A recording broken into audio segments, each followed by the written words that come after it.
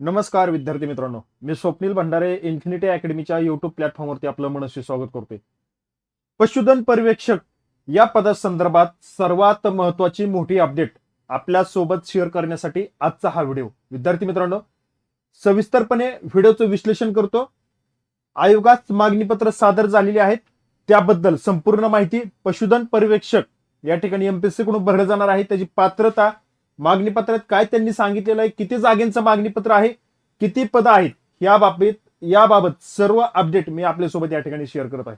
विद्यार्थी मित्रांनो, व्हिडिओ जर आवडला तर लाईक करायला विसरायचं नाही आणि तुमच्या विद्यार्थी मित्रांना सुद्धा देखील पाठवायला विसरायचं नाही.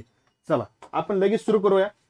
मागील काही दिवसापूर्वी महाराष्ट्र लोकसेवा आयोगानं भरती प्रक्रिया सुसूत्रीकरण कार्यक्रम जाहीर केला आणि त्यावेळेस आपल्याला असं समजलं की कृषी पशुसंवर्धन व दुग्ध व्यवसाय मत्स्य व्यवसाय विभागाचं या ठिकाणी काय झालेलं आहे, मागणीपत्र ह्या विभागामार्फत पशुसंवर्धन आस्थापनेचं गट क चं पद येणारं पशुधन पर्यवेक्षक लाईव्ह स्टॉक सुपरवायझर हे जे पद आहे, हे पद या ठिकाणी एमपीएससी मार्फत भरलं जाणार आहे. त्या भरती प्रक्रिया सुसूत्रीकरणातून आपल्याला या ठिकाणी पाहायला भेटलं.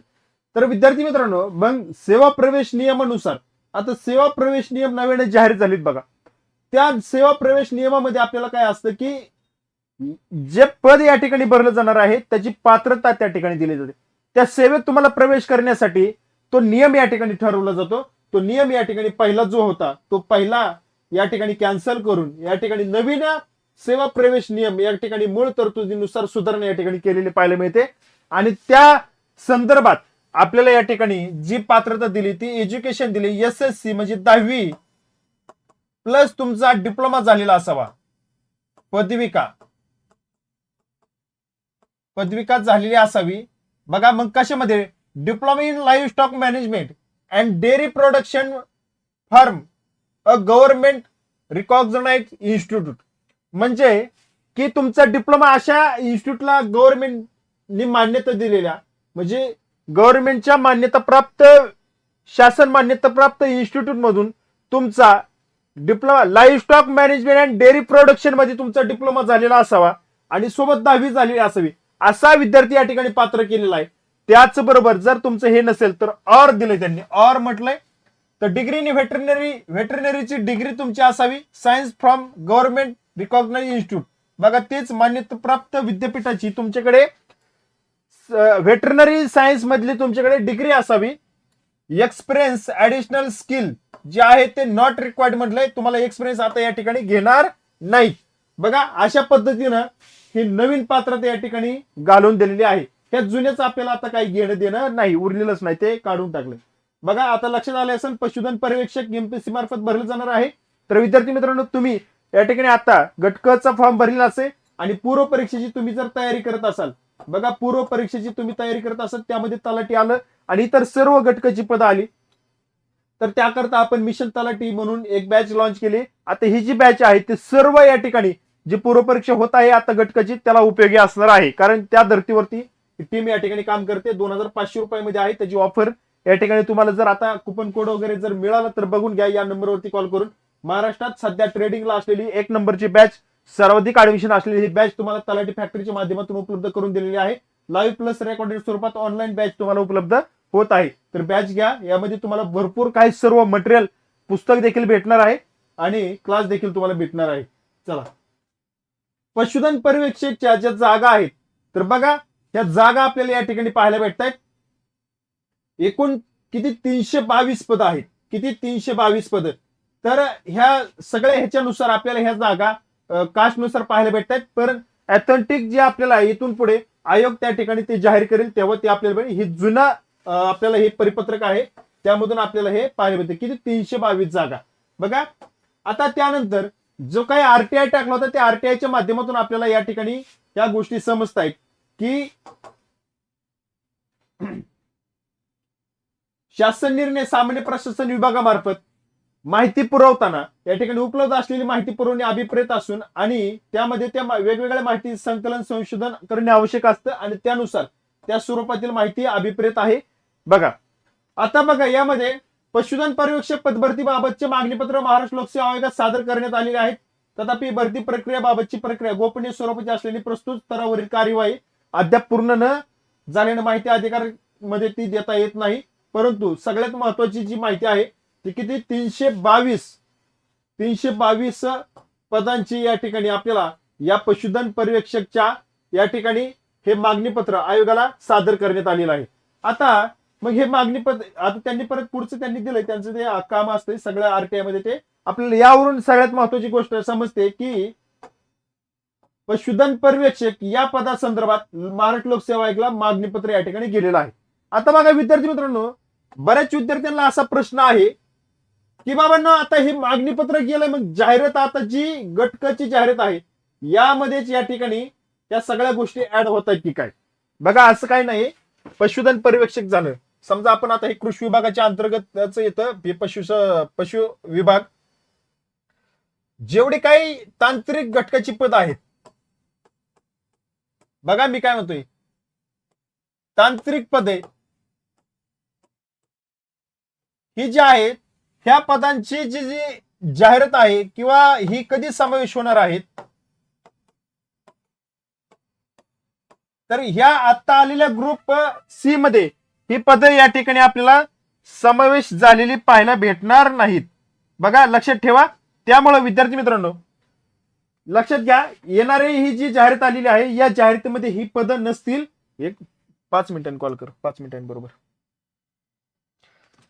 समावेश आता झालेल्या ग्रुप सी मध्ये, ग्रुप सी 2026 यामध्ये ही समावेश होणार नाहीत. का समावेश होणार नाहीत? ही तांत्रिकची पद आहेत. तांत्रिकसाठी बहुतेक मला असं वाटतंय की आयोग त्या ठिकाणी नवीन या ठिकाणी जाहिरात काढेल, नवीन जाहिरात काढेल. का काढेल याचं रिझन तुम्हाला सांगतो. ही तांत्रिकची पद आहेत.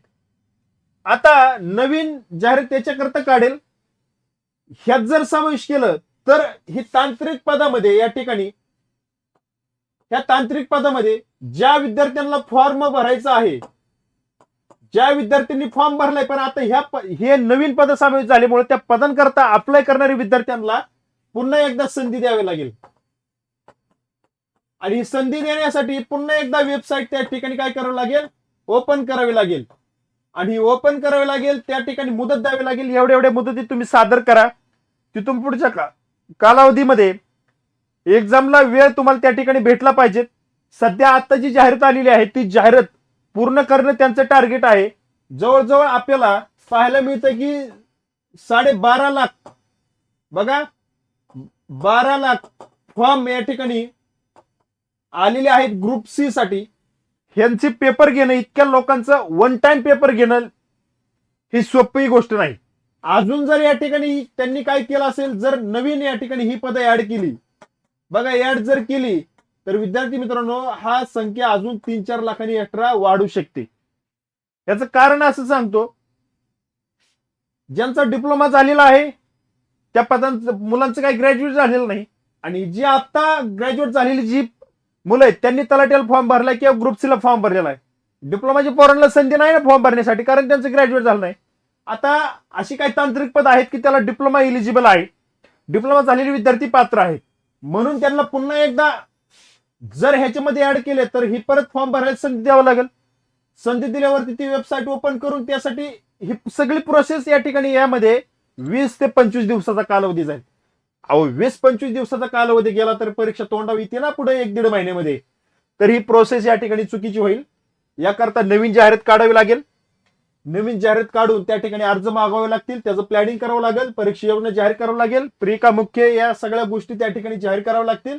आणि म्हणून हा सगळा गोंधळाचा कार्यक्रम होण्यापेक्षा ही जर पदे या ठिकाणी त्यांना भरायची असतील तर त्या ठिकाणी नवीन जाहिरात काढून त्यामध्ये तांत्रिकच्या वेगवेगळ्या परीक्षा जेवढी पदं वेगवेगळी येतात ते पदांची एकत्र त्यांना पूर्व घ्यावी लागेल आणि मुख्य परीक्षा त्यांना त्या ठिकाणी वेगवेगळी घ्यावं लागेल. पशुधन परीक्षकची वेगळी होईल, कृषी सहाय्यकची वेगळी होईल, इतर जे काय अजून ऍड करतील पद त्यांची सगळ्यांची वेगळी वेगळी मेन्स होईल परत.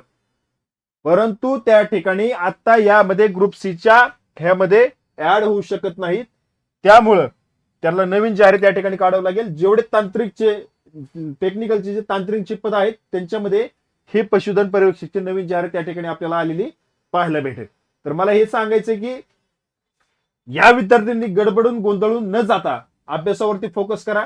तुमची डिग्री झालेली असेल तर ग्रुप सी वरती आता या ठिकाणी पूर्ण फोकस करा आणि येणाऱ्या नवीन जाहिरातीची वाट पाहू नका, कारण यामध्ये समावेश होणार नाही. नवीन त्या ठिकाणी जाहिरात निघेल आणि त्यामध्ये ते सर्व तांत्रिकची पदं या ठिकाणी भरली जातील, त्यामध्ये येतील. तर यामध्ये समावेश होणार नाही. वाट याकरता पाहू नका म्हणतोय मी की आता जी तुम्ही फोकस केलेली गट क ची परीक्षा आहे ती पूर्ण ताकदीने फोकस करा. जाहिरात तर 100% येणार आहे, कारण मागणी पत्र त्या ठिकाणी आयोगाला गेलेलं आहे. पण वाट पाहायला त्यात काय अर्थ आहे? येणार म्हणल्यानंतर ती येणारच आहे. वाट पाहण्यात मजा नाही, कारण अभ्यासावरती परिणाम होईल आणि तुमची गटकची जी आता 26ची जी तलाठीचा आहे तुमचा फोकस केलेला, तो फोकस तुमचा हलेल, डिस्टर्ब व्हाल. त्यामुळं हा जो तुम्ही अभ्यास करताय आता, तो येणाऱ्या परीक्षेला सुद्धा तो असणार आहे, तो काय वाया जाणार नाही. त्यामुळे पूर्ण फोकसनं तुम्ही जर अभ्यास केला तर अभ्यास देखील होईल आणि वेळेत कार्यक्रम होईल. जर तुम्हाला वेळेत कार्यक्रम करायचा असेल तर त्या ठिकाणी आता मन लावून तुम्ही अभ्यास करा, कारण आयोगाचं काम करतंय. डिपार्टमेंटचं काम केलंय, मागणी पत्र पाठवलेत. आता आयोगाचं काम आहे की ते त्या ठिकाणी नवीन जाहिरात त्या ठिकाणी काढायची.